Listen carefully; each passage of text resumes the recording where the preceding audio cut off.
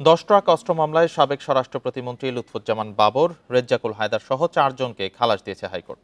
এ নিয়ে আলোচনার জন্য হাইকোর্ট থেকে যুক্ত হয়েছেন সহকর্মী জাহিদুল বাশার। জাহিদুল বাশার, কোন গ্রাউন্ডে আসলে 4 জনকে খালাস দেওয়া হলো এবং বাকিদের বিষয়ে কি সিদ্ধান্ত নেওয়া হয়েছে?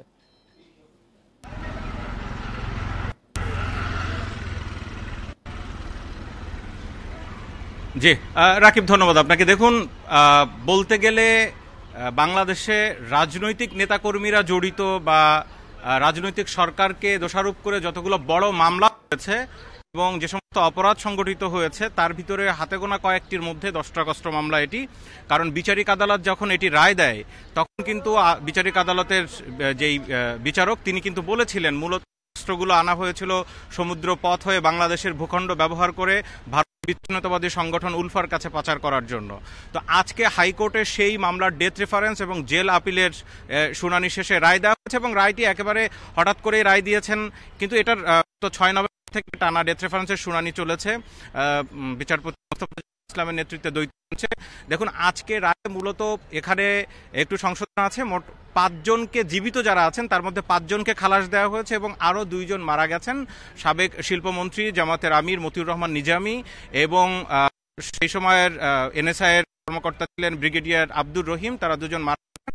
তাদেরকেও এই মামলা থেকে হিসাব অনুযায়ী তারা মারা গেছেন সেই হিসেবে মামলা থেকে অব্যাহতি বা তাদের আপিল নিষ্পত্তি করা হয়েছে। কিন্তু নিজামীর বিষয়টি একেবারে স্পষ্ট করে আদালত বলেছেন যে অন মেরিট, অর্থাৎ তার বিরুদ্ধে কোন ধরনের সাক্ষ্য প্রমাণ এভিডেন্স কিছুই নেই, যার কারণে আসলে নির্দোষ প্রমাণ করেছেন তার নিজেকে, তার আইনজীবীরাও তাই বলেছেন।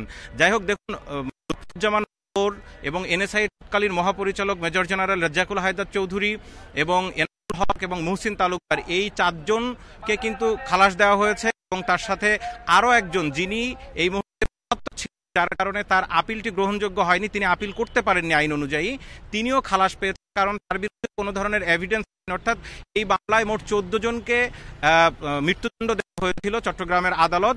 সেই 14 জনের আজকে যেটি হিসাব দাঁড়াচ্ছে তাহলে 5 জন যারা জীবিত আছেন তাদেরকে খালাস দেওয়া হলো এবং যে 2 জন মারা গেছেন তাদেরকেও খালাস দেওয়া হলো। তো মোট 7 জন খালাস পেয়েছেন। একই সাথে উলফার যেই সামরিক কমান্ডার প্রধান যিনি ছিলেন পরেশ বড়ুয়া, তাকে মৃত্যুদণ্ড থেকে কমিয়ে যাবজ্জীবন দেওয়া হয়েছে এবং বাকি 6 জন আসামিকে যাবজ্জীবন মৃত্যুদণ্ড থেকে কমিয়ে 10 বছরের সাজা দেওয়া হয়েছে। কিন্তু এরই মধ্যে তারা 10 বছরের বেশি সাজা কিন্তু খেটেছেন, কারণ তারা সিআরপিসির অর্থাৎ ফৌজদারি কার্যবিধির 35-এর এ ধারা অনুযায়ী যেটি আছে যে যদি তারা এর মধ্যে সাজা খেটে ফেলেন তাহলে আদেশ বা রায়ের যে অংশ যতটুকু সাজা দেওয়া হয়েছে সেই অংশ বাদ যাবে। সেই হিসেবে তাহলে তাদের সাজা এর মধ্যে খাটা হয়ে গেছে। এই আদেশ দেওয়ার সাথে সাথে আদালতে পৌঁছানো, জেলে পৌঁছানোর সাথে সাথে কিন্তু তারা মুক্ত হবেন। এমনকি বাবরের বেলায়ও কিন্তু সেটি প্রযোজ্য।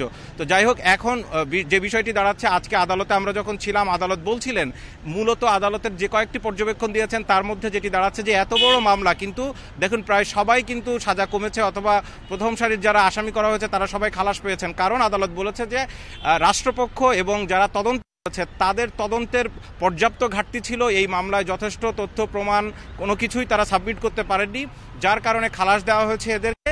এবং তদন্ত যে ঘাটতি ছিল সেই বিষয়টি কিন্তু স্পষ্ট করেছেন আদালত নিজেও।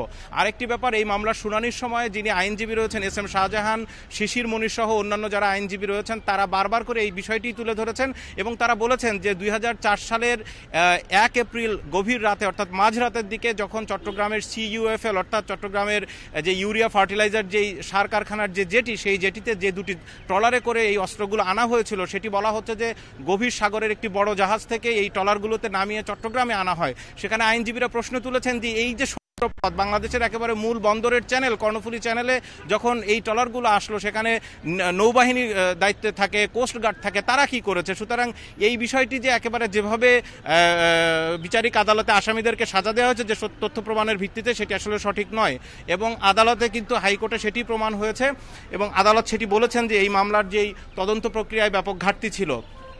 দেখুন, এই মামলাটি অনেকটা 21 আগস্ট গ্রেনেড হামলা মামলার সাথে মিল আছে এই জায়গায়। এই মামলা 2004 সালের যে 1 এপ্রিল মাঝরাতে যখন এই ট্রলার সেখানে ভেড়ে এবং তার থেকে 10 ট্রাকে করে যখন অস্ত্র লোড দেওয়া হচ্ছিল সেই সময় কিন্তু পুলিশ তাদেরকে গ্রেপ্তার করে। কিন্তু সেই সময়ের যেই প্রাথমিক তদন্তে ঘাটতি দেখছেন হাইকোর্ট, সেই কথাটাই আসলে তারা বলেছেন এবং খালাস দিয়েছেন সেই গ্রাউন্ডে। হাইকোর্ট চত্বর থেকে 10 ট্রাক অস্ত্র মামলার রায় নিয়ে জানাচ্ছিলেন সহকর্মী জাহিদুল বাশার।